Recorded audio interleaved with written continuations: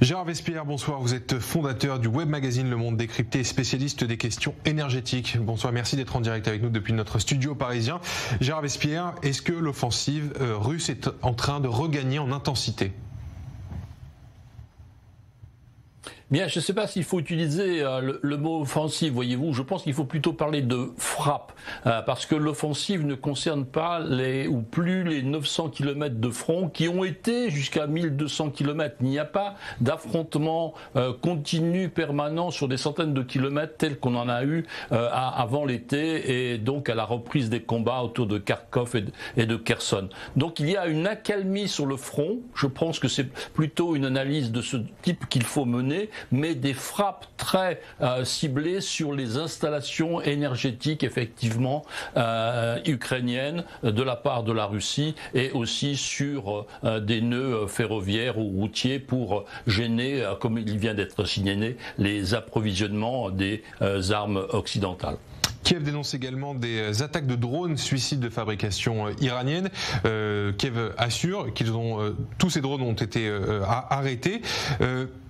Est-ce que la défense ukrainienne a su s'adapter à cette menace, à perfectionner sa défense par rapport aux drones iraniens ? Eh bien, effectivement, il y a maintenant des missiles qui sont à disposition de l'armée ukrainienne, qui ont été fournis pour l'Allemagne, qui ont été fournis par la France, des défenses aussi à base de systèmes de fortes mitrailleuses, si vous voulez, de grosses mitrailleuses avec des asservissements radar qui permettent de cibler des appareils de type drone volant à faible vitesse et faible altitude. Et puis, troisième niveau, donc après les mitrailleuses, après les fusées, eh bien les missiles de type Patriot dont il a été parlé il y a quelques semaines et qui vont arriver.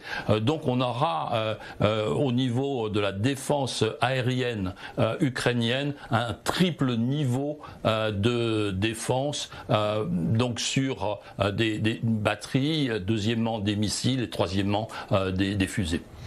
Côté américain, on s'attaque à ce problème depuis la racine puisque les États-Unis auraient lancé une opération pour empêcher l'Iran de fabriquer et de livrer ses drones à la Russie, notamment en bloquant l'accès aux composants fabriqués en Occident.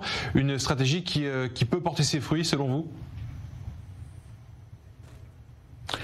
Oui, alors bien sûr, il faudra avoir quelques semaines ou quelques mois pour que cela prenne effet, parce que vraisemblablement les Iraniens disposent de stocks, n'est-ce pas, de pièces détachées, mais c'est un mouvement dans la bonne direction.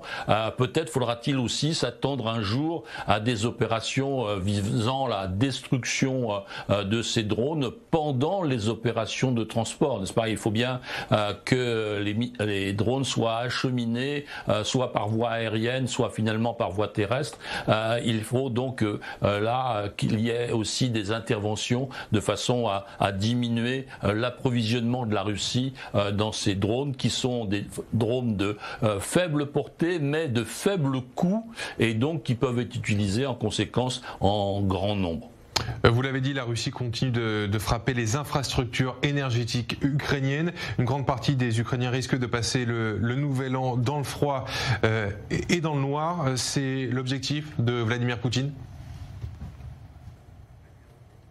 Effectivement, on a affaire maintenant à un conflit qui est devenu plus asymétrique qu'il n'était au départ. Au départ, comme je le disais, eh bien, vous aviez un front le 24 février de 1200 km avec 200 000 hommes à peu près de chaque côté, des chars et de l'artillerie. Donc on était dans un affrontement de front et dans un affrontement classique. Et au fil du temps, maintenant, nous sommes dans une situation asymétrique où il n'y a pratiquement plus d'activité sur le front, à part effectivement Bakhmut et puis aussi Krymina, mais des frappes donc nombreuses de la part de la Russie sur les infrastructures énergétiques ukrainiennes, et puis vous avez quelques opérations menées par l'Ukraine par l'intermédiaire de drones sur des aérodromes à l'intérieur de la Russie, mais pour quelques aérodromes frappés, il y a des dizaines d'installations énergétiques ukrainiennes qui sont atteintes. Donc il y a une dissymétrie des moyens, des objectifs et du nombre de frappes. Vladimir Poutine a affirmé aujourd'hui vouloir renforcer la coopération militaire avec la Chine. Des propos tenus lors d'une rencontre par visioconférence avec le dirigeant chinois Xi Jinping. Est-ce que la Chine a intérêt à aller dans le sens de la Russie, de Vladimir Poutine ? Alors oui, vous savez, je pense que les choses seront faites à la chinoise, c'est-à-dire avec le sourire d'un côté, mais aussi avec une certaine méfiance de l'autre.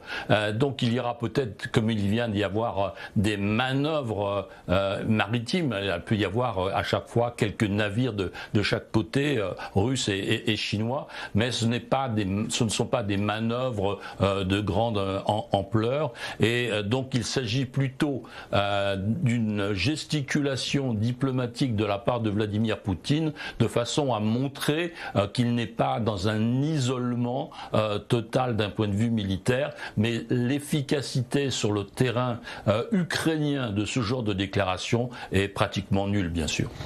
L'invasion a débuté maintenant il y a 306 jours. Est-ce qu'on peut se projeter, se demander combien de temps encore ce conflit va durer? Est-ce qu'il va tourner à l'avantage de l'Ukraine ou plutôt de la Russie?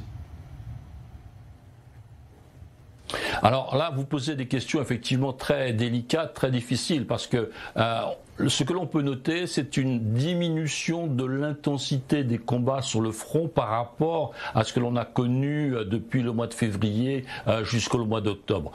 Il y a une transformation de ce conflit par des frappes donc à distance, en profondeur de part et d'autre, et donc cette diminution d'intensité des combats sur le front.